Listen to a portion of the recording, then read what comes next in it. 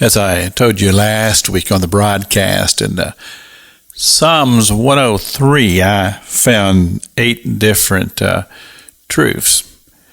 And the first one simply was, "Bless the Lord, O my soul."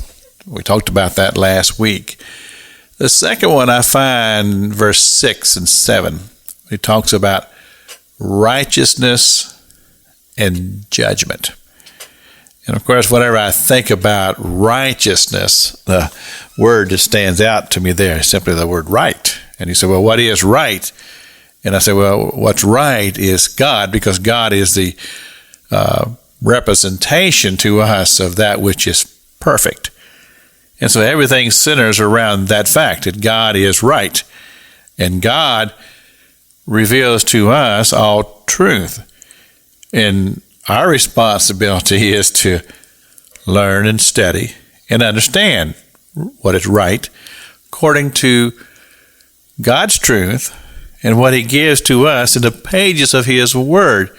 So righteousness and judgment, because God is the ultimate judge, and we will all stand before God, and God will tell us how we have performed in our quest for righteousness, or to say, our quest to find the heart of God in what is right. Now, the unfortunate thing is that so many times people begin to seek their own way and begin to establish their own code of righteousness based upon usually culture.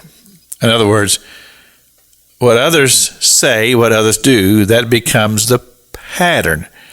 And if you would observe this as life and society has progressed along, you'll find that man's view and standards of righteousness or rightness has begun to diminish when it comes into the perfect man who Christ is and who God is, as God reveals to us. So our objective is to be after the very nature and character of God.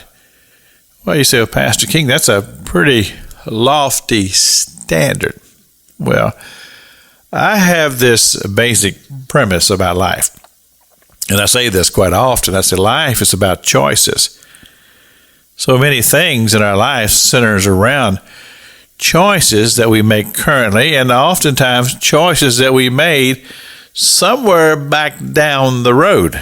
And oftentimes we're still facing the consequences of those choices. That's why it's so important to understand what is right, and that is God.